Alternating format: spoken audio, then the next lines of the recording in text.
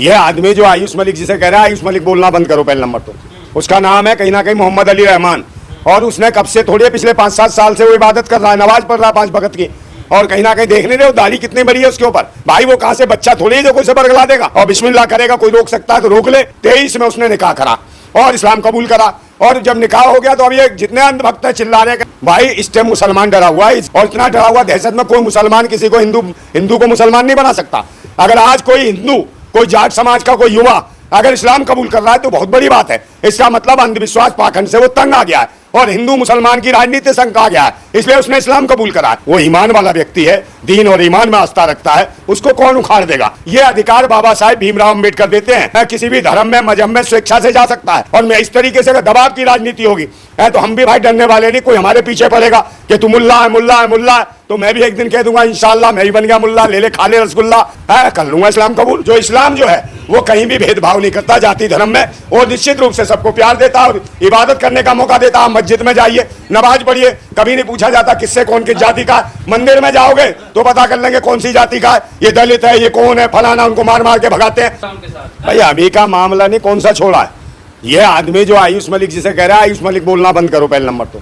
उसका नाम है कहीं ना कहीं मोहम्मद अली रहमान, और उसने कब से थोड़ी पिछले 5-7 साल से वो इबादत कर रहा है, नमाज पढ़ रहा है 5 वक्त की, और कहीं ना कहीं देख नहीं रहे दाढ़ी कितनी बड़ी है उसके ऊपर, और उसे कह रहे हो किसी ने बरगला दिया है उसको और कहीं ना कहीं इस्लाम कबूल करा दिया। भाई जिसकी इतनी लंबी लंबी दाढ़ी हो, भाई वो कहां से बच्चा थोड़ी है जो कोई से बरगला देगा है, तो भाई अब वो तो करेगा भाई इंशाअल्लाह, और बिस्मिल्लाह करेगा, कोई रोक सकता है तो रोक ले, कोई नहीं रोक सकता। और फिर भाई शादी उसने 2023 में कर ली। अब इन्हें याद आ रहा है अंधभक्तों को कि भाई इसको आपने मुसलमान बना दिया, इसको कहीं ना कहीं इस्लाम कबूल करा दी। 2023 में उसने निकाह करा और इस्लाम कबूल करा, और जब निकाह हो गया तो अब ये जितने अंधभक्त है चिल्ला रहे अब तुम्हें वलीमे की दावत चाहिए। अगर वलीमे की दावत चाहिए तो अंधभक्त उसने कर लिया इस्लाम कबूल। और भाई ये दौर किसका है?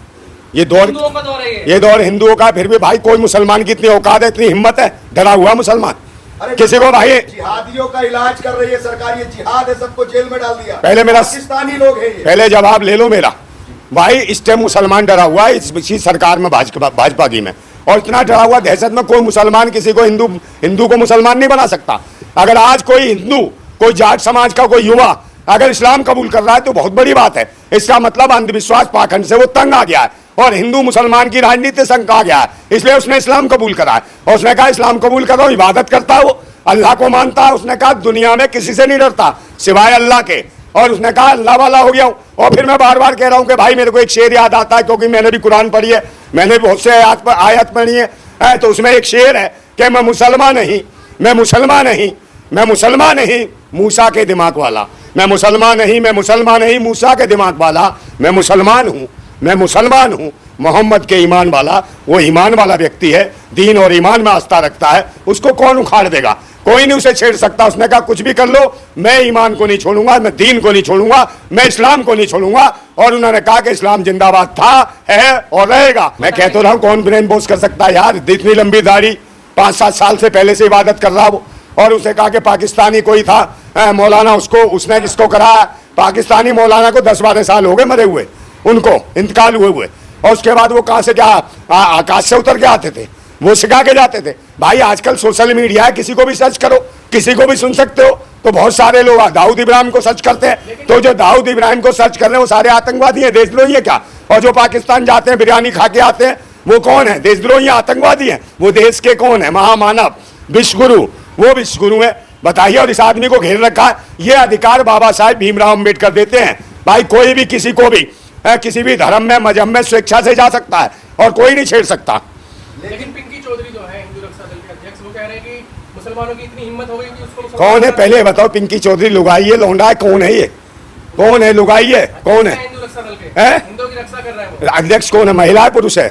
पुरुष है या बीच वाला है? पुरुष है। अच्छा, पुरुष है। तो भाई पुरुष है तो इसको क्या दिक्कत है? इसको क्या परेशानी है? इसका कौन है? वो तो भाई स्वेच्छा से गया, कुआरा गया था और ईमान को अपनाया, उसने इस्लाम को अपनाया और 5-7 साल से कर रहा था। और भाई सबको अधिकार, मैं कहता रहा हूँ, कोई भी किसी धर्म संप्रदाय मजहब में जा सकता है, कोई भी इबादत कर सकता है, कोई प्रार्थना कर सकता है, कोई पूजा कर सकता है, और जहाँ दिल जिसका करता है। भाई मैं भी जाता हूँ, मदरसे में जाता हूँ, मस्जिद में जाता हूँ, इमामबाड़े में जाता हूँ, मुझे सुकून मिलता है, शांति मिलती है, बैठता हूँ वहाँ। तुम्हें क्या दिक्कत है? और मैं इस तरीके से अगर दबाव की राजनीति होगी है तो हम भी भाई डरने वाले नहीं, कोई हमारे पीछे पड़ेगा कि तू मुल्ला है मुल्ला है मुल्ला है, तो मैं भी एक दिन कह दूंगा इंशाल्लाह मैं भी बन गया मुल्ला, ले ले खा ले रसगुल्ला।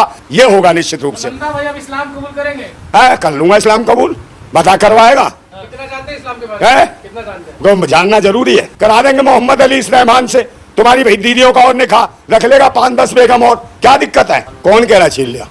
मुसलमानों ने क्या, बाप ने क्या छीन लिया? बाप तो बाप ही है, उसने कहा मैं बाप पहले था जैसा वैसा आज है। बाप का इज्जत कर रहा है, सम्मान कर रहा है। और रही प्रॉपर्टी की बात, उसने कहा मुझे प्रॉपर्टी नहीं चाहिए। बाप रखे, बहन रखे, कोई रखे प्रॉपर्टी, मेरा क्या है? मेरी प्रॉपर्टी मेरा अल्लाह है, मेरा खुदा है मेरी प्रॉपर्टी, मेरी आस्था उसमें है। अल्लाह के सिवा कुछ नहीं चाहिए, सिवाय इबादत के अलावा कुछ नहीं। 5 वक्त की नमाज पढ़ता हूँ और कहता अब तो भैया बंदा गरीब नवाज है। उस नवाज गरीब नवाज के भाई हमारी नमाज को स्वीकार करता है, गरीबों की नमाज को स्वीकार करता है, इसलिए हम बंदा गरीब नवाज के हैं और रहेंगे। आज वो हिंदू हिंदू कर रहे हैं। और कौन है हिंदू संगठन? हिंदू है क्या? पहले बताओ ना। मोहन भागवत कहता कोई है? तो सनातन अलग है, हिंदू अलग है। सनातन कौन है? सनातन धम्म है, ये बौद्धिस्टों का धम्म, ये चुराया हुआ है। हिंदू धर्म बना रहे उसे, धम्म को धर्म बना लिया। तो किसी के बाप को अपना बाप बना लेते, कितना बड़ा महापाप है आप मुझे बताओ। और जितने सारे मंदिर हैं, आप तिरुपति बालाजी जाइए और जगह मंदिर जाइए, वहाँ कहीं ना कहीं बुद्धों की मूर्ति को पोत रखा है और वहाँ भगवान बना रखा है। तो भाई जो प्राचीन धर्म है देश का, भारत का, वो है बौद्धिस्ट धर्म है या महावीर या जैन धर्म या बौद्धिस्ट धर्म है। 2 ही प्राचीन धर्म है और कोई धर्म नहीं है। तो पाखंडी है, विदेशी आर्यों द्वारा बनाया हुआ पाखंड है। और ये निश्चित रूप से जो राम है, लक्ष्मण है, जो कह रहे हैं हम चैन की सांस नहीं लेंगे जब तक हिंदू धर्म नहीं अपना ले। वो चैन की कौन है? हिंदू धर्म नहीं क्या है कि चैन की सांस नहीं? जब तक नहीं बनेंगे तब तक वो चैन की पहले तो गाय को राष्ट्रीय पशु का दर्जा दिला ले।